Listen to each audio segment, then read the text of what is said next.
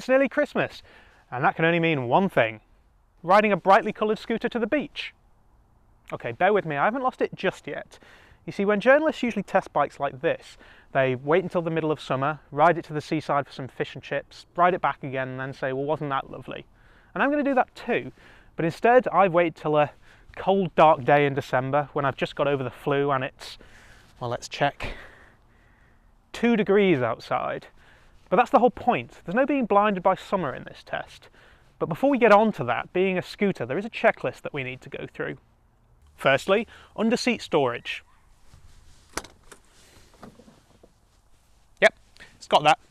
What it doesn't have, though, is the ability to accommodate a full-face helmet.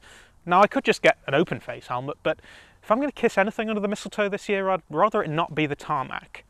You do also get a cubbyhole with a charging point for your smartphone, a hook to keep a bag from flying off into traffic, and a small retro luggage rack at the front. And if you're going to be carrying a pillion, rather than a token extension to the seat, they get some nice ergonomically designed foot pegs and a wide plush seat for wide plush bums. Well, so far so good, but I think that's enough standing around in the cold for now. Which way's the water?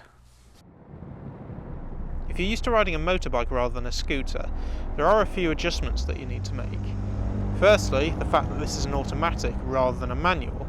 Now that's not too much of a big deal, but it's a little strange when trying to creep forward on the clutch because, well, it doesn't have one, at least not a manual one. You do also feel oddly more exposed than on a bike. I don't really know why that is. Maybe it's because the thing's so light and you're perched on it rather than straddling it. Now this is the Django Evasion 150cc. They also do a 50cc and a 125 version, but if you've got a full license, this is probably the one that you want.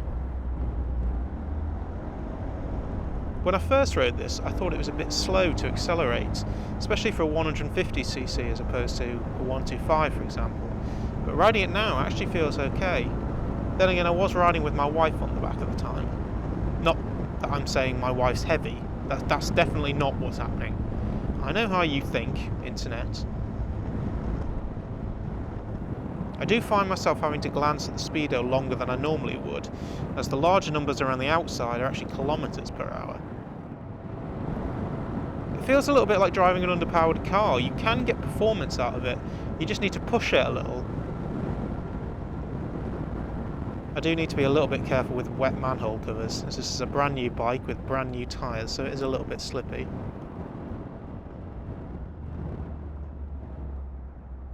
Whenever you indicate, there's quite a loud beep that just keeps going on and on and on, which is a little bit annoying, but then it does make it hard to forget that the indicator is on, so I guess it's a good thing.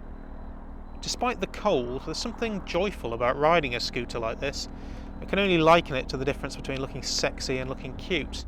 Now, I can definitely say I don't feel sexy on this thing, but then it would probably take something pretty special to make me look sexy. On the cute front though, I mean, come on, look at it, it's adorable. It's no custom chopper, but I'm still turning heads, and whenever I stop, I'm yet to have someone not come up to me and compliment me on it. And there she blows. The harbour and my fish and chips await.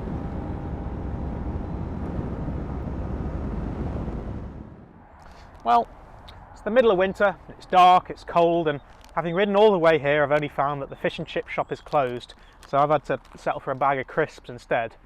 Not exactly what I had in mind, but despite all of that, I've really enjoyed riding the Django.